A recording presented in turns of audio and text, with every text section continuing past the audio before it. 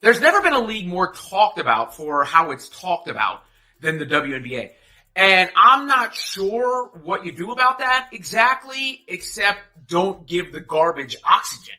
I mean, you can demand the league do something, but I'm not sure, as the media, if platforming trash is the way to go. So I'm going to bring it back to basketball. What happened with Citlin Clark and Alyssa Thomas was it wasn't a basketball play, but it was a basketball story that became a whole nother thing.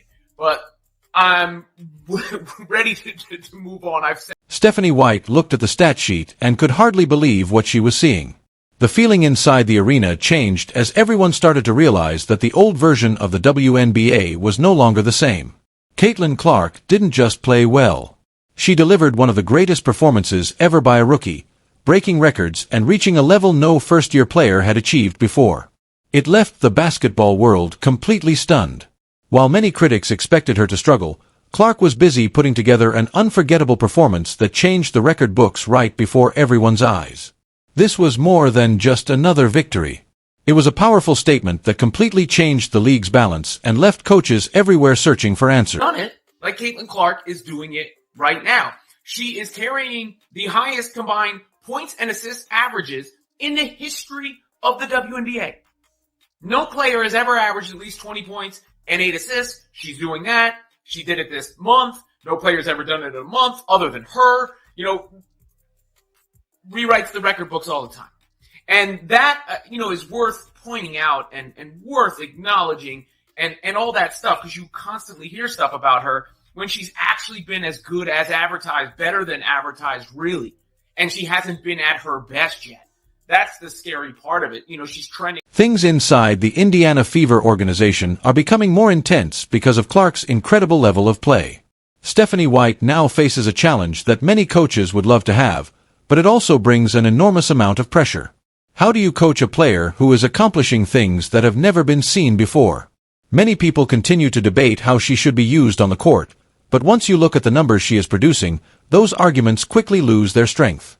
What started as an exciting basketball story has now become something much bigger, turning into a cultural phenomenon that has everyone in the organization trying to keep up with the unbelievable rise of their young superstar, who continues to change the game in her own way. That's the scary part of it. She's trending up. Her shooting percentages are trending up. She's averaging a career high from the field now. Her three-point percentage is now equal to what it was as a rookie when she was all WNBA first team. So, really, I look in the mirror, my only opponent.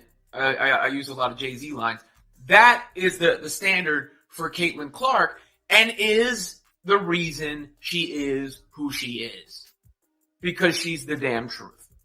So, just thought that was worth mentioning and bringing up, because it gets lost amid all. Now let's look at the numbers that are surprising executives and front offices across the entire WNBA. No player in league history has ever finished a season averaging at least 20 points and 8 assists per game. Not a single one. Not the greatest legends, not the MVP winners, and not even the biggest stars the league has ever seen. Citlin Clark is currently averaging exactly those numbers, showing everyone that she is much more than an elite shooter. She is the player who makes the entire offense work. She even reached those averages during this month alone, something no other player has ever done, even over a 4-week period. This is not simply a short hot streak. It is changing the expectations for what a professional guard can produce at the highest level. I've made the LeBron-Kyrie comparison with Clark and Mitchell. But, I think that holds as far as being an isolation scorer and just pure ability to get buckets. Kelsey Mitchell is up there with the best of them, if not the best of them. Kelsey Plum, damn good in that department as well. You see Marina Mabry right there, Citlin Clark and Marina Mabry, who, by the way, just scored the most points anyone's ever had in a WNBA game, 53 points. And still, Clark is right there. Clark is poised for one of these monster performances, but Kelsey Mitchell continues to be right at the top. And then you see Asia Wilson up there. The conversation around the league has become negative, with many bad opinions and pointless debates that do nothing to help the game itself. But if you ignore all the noise and stop focusing on the headlines surrounding the Alyssa Thomas incident, one thing becomes clear. Citlin Clark is creating serious problems for every team she faces. Stephanie White has to coach under constant pressure because every decision she makes is closely watched. Still, Clark's performance on the court speaks for itself. She currently has the highest combined average of points and assists in WNBA history.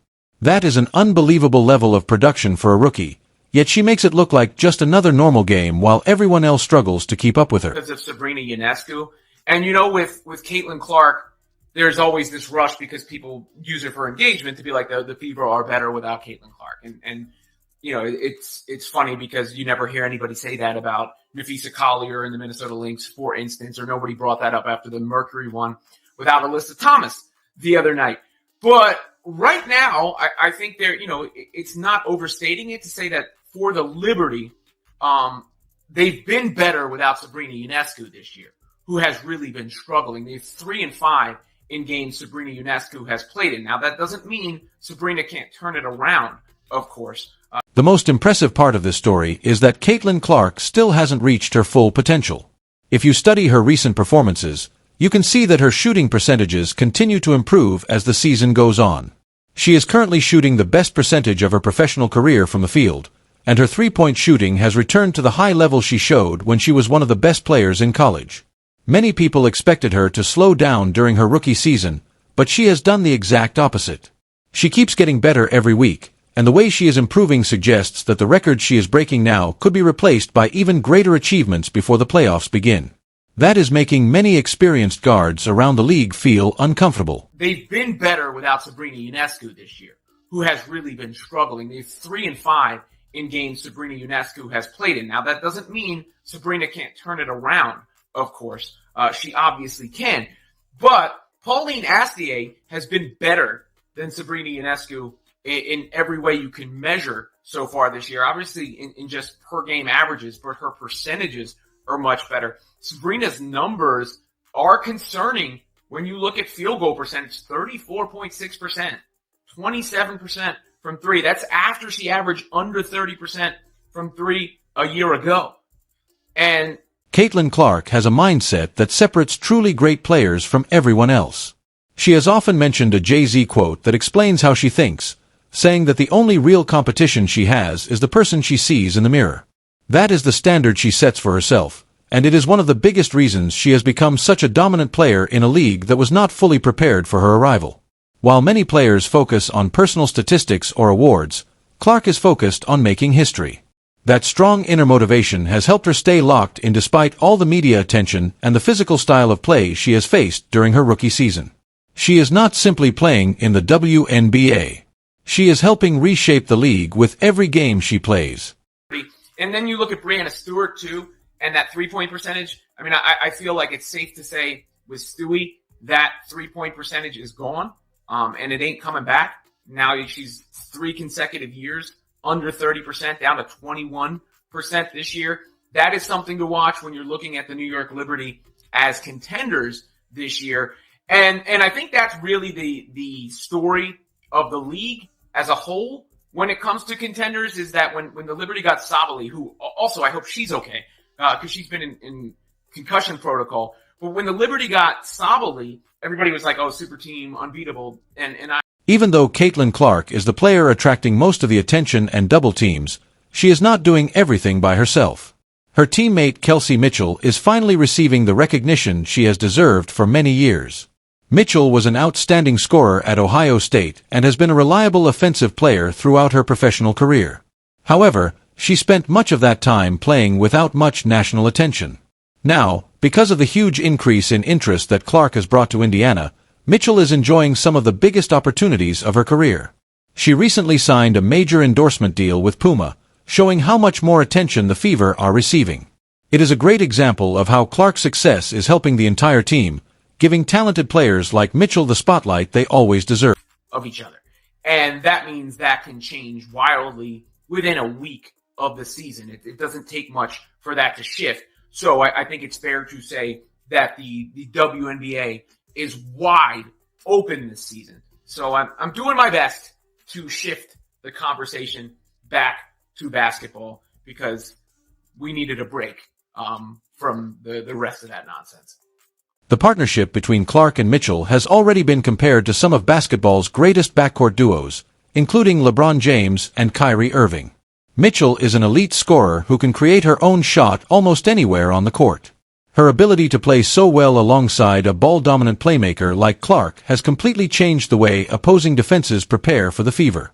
While Clark controls the offense with her passing, playmaking, and deep three-point shooting, Mitchell provides the consistent scoring that forces defenders to stay focused on both players.